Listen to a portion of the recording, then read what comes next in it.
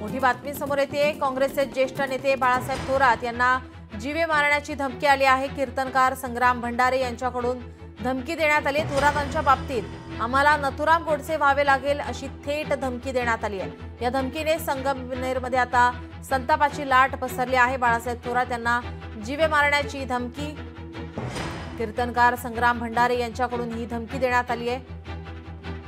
थोरातांच्या बाबतीत आपल्याला नथुराम गोडसे व्हावे लागेल अशी थेट धमकी आता देण्यात आलेली आहे।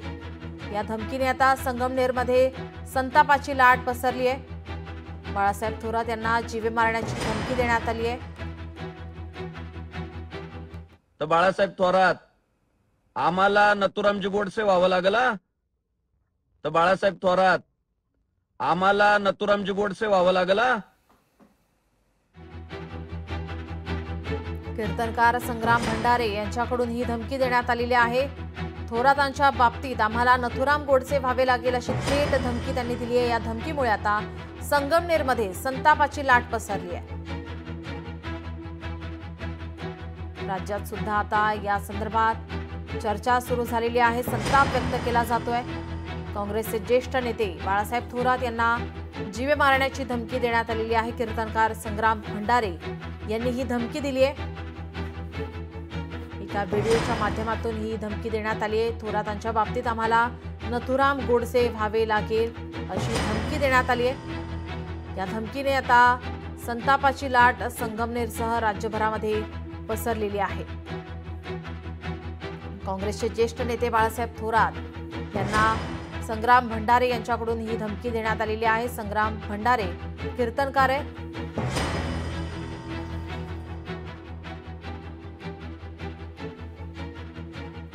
आपल्यासोबत काँग्रेसचे नेते या ठिकाणी अतुल लोंढे सर हे फोन लाईन वरून जोडलेले आहेत। अतुल सर, बाळासाहेब थोरात यांना जीवे मारण्याची धमकी देण्यात आली आहे। कीर्तनकार संग्राम भंडारे यांनी ही धमकी दिली आहे।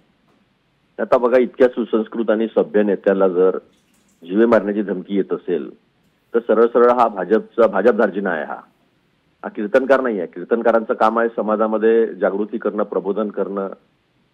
त्याच्याऐवजी जर बाळासाहेब थोरातांसारख्या नेत्याला हे जीवे मारण्याची धमकी देत असेल त्यांची मजल कुठपर्यंत जात आहे तुम्ही बघा।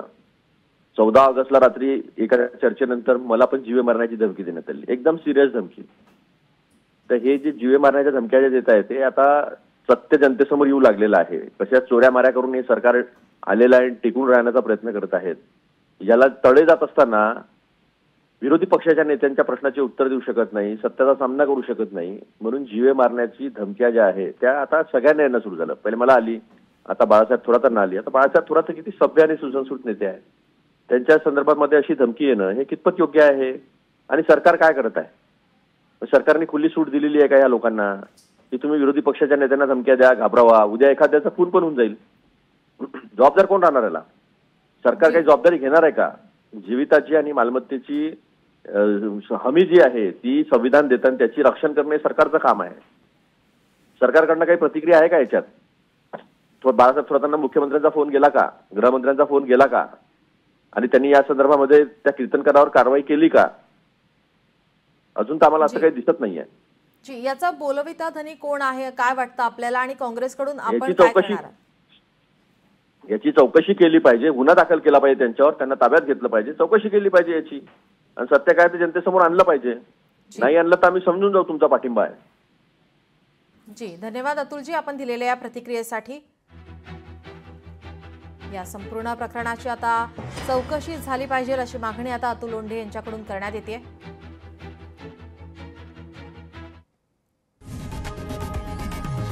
लोकशाही मराठी ऐका, पहा, जागरूक रहा।